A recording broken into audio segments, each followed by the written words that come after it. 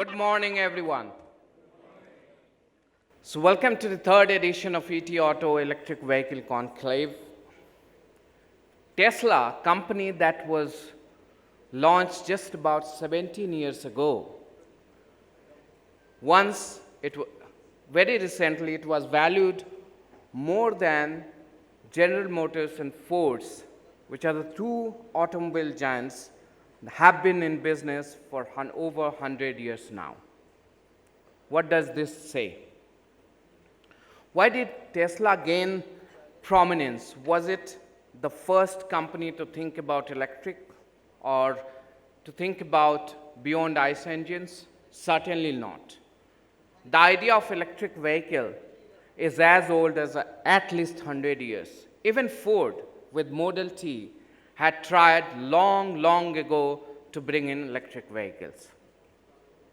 But why is so that today, for the last 3 years, ET Auto EV Conclave is witnessing such a huge response from the automotive industry and those who are vying to be in this space?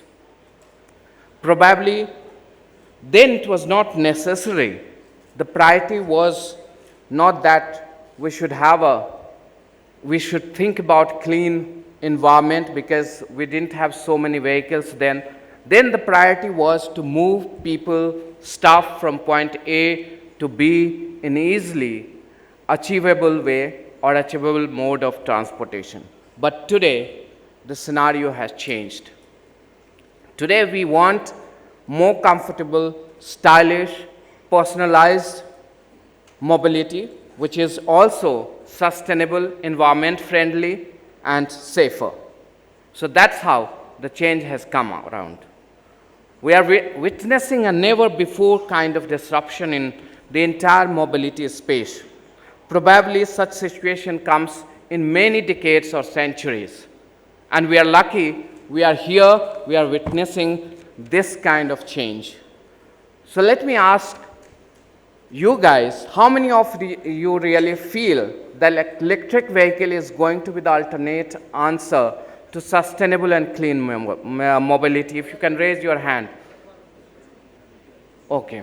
Almost everyone. That's why EV Conclave is here. How many of you really think there's alternative options also available that we can explore? Okay. So this is divided room. We see that they look for all possibility. The ultimate aim is to decarbonize India. That's our slogan today. So what are the technology that we can imbibe or bring in? Electric is certainly going to be one, and we have seen the way electric vehicles have been catching up. We have seen over 200 startups coming up in this space that is humongous in last 2-3 years. And we have seen already three-wheelers gaining momentum in terms of electric vehicles, and now we have a lot of car makers also. We already have seen 2-3 players launching their electric vehicle, which includes MG, Hyundai, and now Maruti, the biggest player, is also very soon going to bring in. This talks about the relevance of a congregation of like this. Why should we have EV Conclave, and why should we discuss EV? If you talk about India, the competition and the space has been even accelerated with the government's intention to lift this particular kind of mobility with GST cut on electric vehicle, FAME 2 kind of initiative that has come up, with CAFE norm coming up, which is going to further tighten the carbon emission, average carbon emission for every corporate that is going to be there. Putting together all this, what do we see? That there is a change, there is a disruption, and that's a massive one going to come up. If we talk about why are we talking about electric vehicles, why are we not talking about other forms like fuel cells or others? There are two reasons. One, that right now, if we talk about technology, we are not that equipped in fuel cell, we are not equipped in others, but at least in electric vehicle, we have taken steps. It's not that for the first time we are doing. In 90s also, we have seen a lot of automobile manufacturers had shown their interest and they showcased their electric vehicles. So it has been happening, and now it's time actually to walk the talk. And the reason is increasing pollution. And those who are staying in Delhi, they know better than anybody else. The amount of pollution, just let me put you some facts around it. About 15 of the top 20 most polluted cities are in India, and Delhi is probably one of the most polluted city. And if we can bring down the pollution level by 20 to 30%, we can live at least 3 years longer and 1.3 years for anybody in around the city, country. And in Delhi, 3 years, because it is one of the most polluted cities in the world. If you talk about Paris Agreement also, we have made some commitments that is also very important for us to live up and to live this dream of electrifying our fleet. This all compel us to think of this electric vehicle. But are we with the electric vehicle able to achieve sustainable mobility? There are a lot of ifs and buts. The biggest one is when we talk about electric production in India, it's largely the fossil fuel. About 70% of electricity is produced by fossil fuel.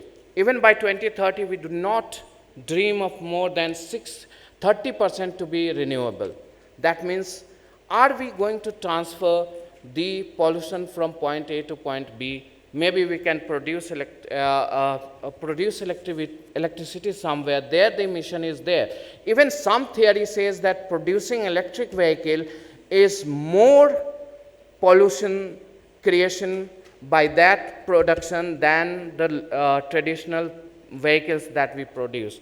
Then again, we talk about how do we deal with those kind of batteries that is going to come after their life is over, end of life. How are we going to deal with that? We do not have a scrappage policy for, a traditional vehicle. What are we going to do with the battery that is more harmful? It is going to create soil pollution also. So these kind of challenges that is going to be there. But there is always solution to every kind of challenges. That's why we are here, and we are joined by best brains in the industry to talk about it. Look forward to a very prolific and insightful day ahead. Thank you so much, ladies and gentlemen, for joining ET Auto EV Conclave.